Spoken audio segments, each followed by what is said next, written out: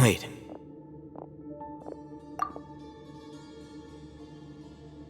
You're...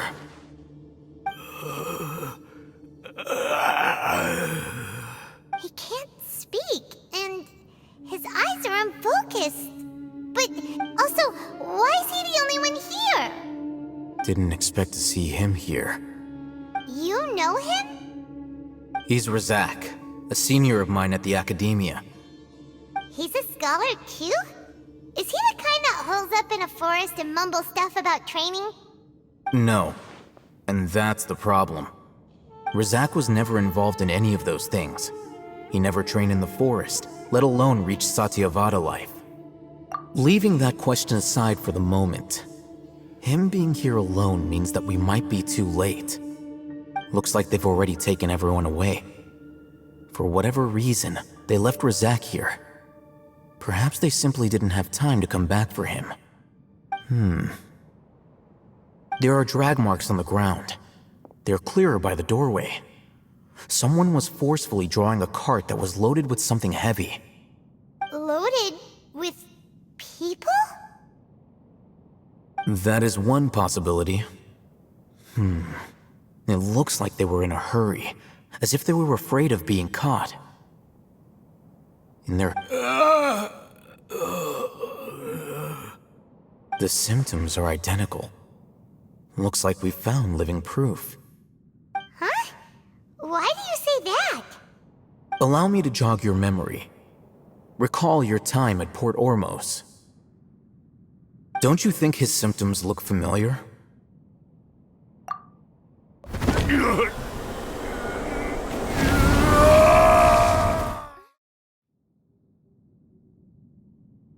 Oh, now that you mention it, they're acting the same way. Correct. The academia is behind all of this. It isn't difficult to deduce their rationale. First, the academia spread a false rumor of the Scarlet King's resurrection, emphasizing the role of the village keepers, the mad scholars who were exiled to Aru village. These rumors were all the persuasion that the radicals needed, and those based in Aru village leapt into action. Unbeknownst to them, of course, through rounding up the scholars, they were actually helping the academia. As well as being able to exploit the radicals for their own ends, this scheme has one further advantage to the academia. All the risks and responsibilities are offloaded onto the Scarlet King's followers.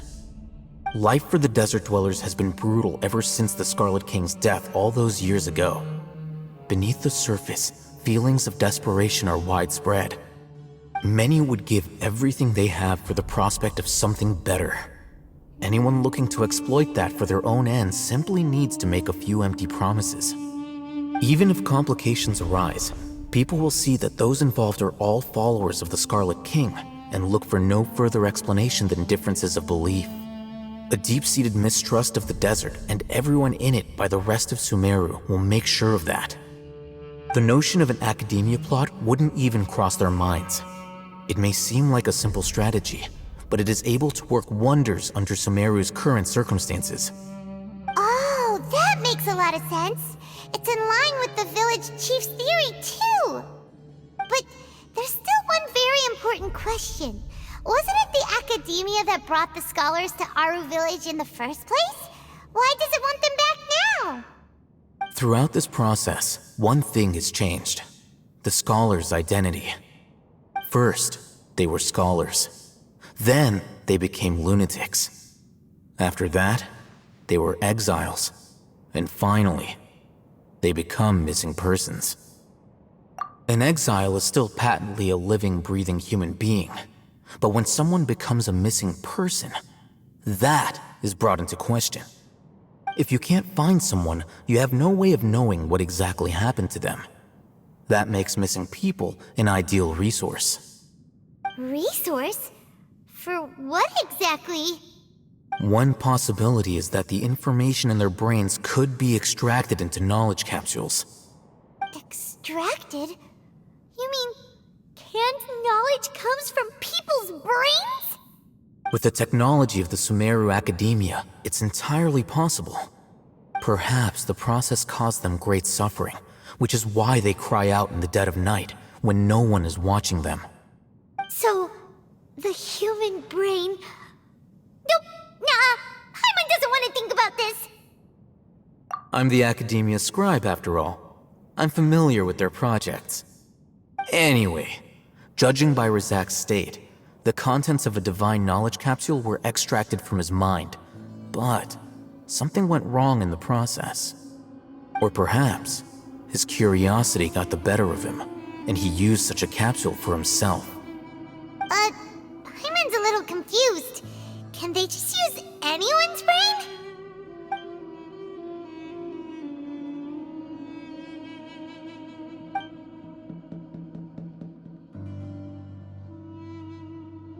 The look on your face tells me you've realized the answer.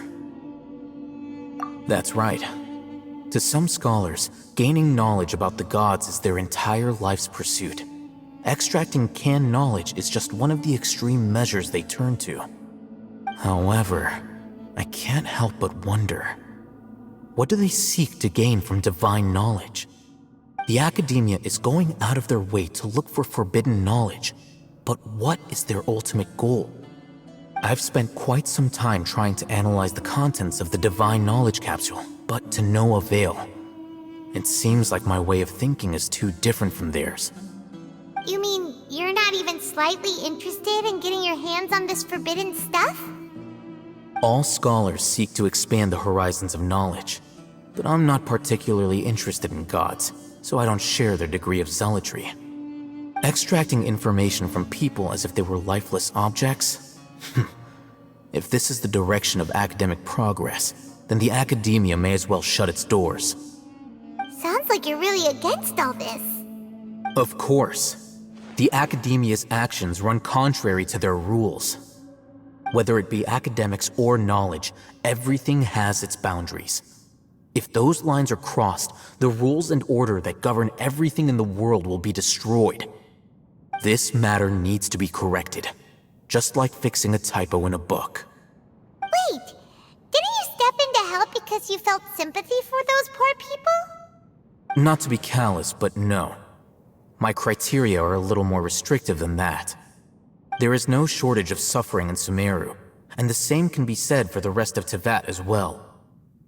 What do you plan to do about that? Save every last person? Probably not. Paimon's not sure. You can say that. Simply put, I don't blindly place my faith into strength or heroism. I do what I want. The divine knowledge capsule is something I want to investigate in full. That doesn't mean I'm willing to take action for the sake of a few strangers.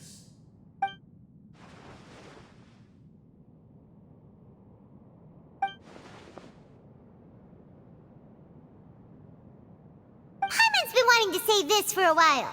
There are a lot of bad guys in the Academia, but you're not one of them. You're their weirdo. You're probably right. Though I must say, I quite enjoy this feeling of being the odd one out. Uniqueness is also an asset, is it not? Wow, that's a great way to think about it. Paimon's really impressed. If only Miss Shani had a similar mindset, her life would definitely be a lot easier. I'm just a more likable person than her in general. There's nothing more to it than that. He won't last long if we leave him here. Let's take him with us. We'll work out our next step after we return to Aru Village.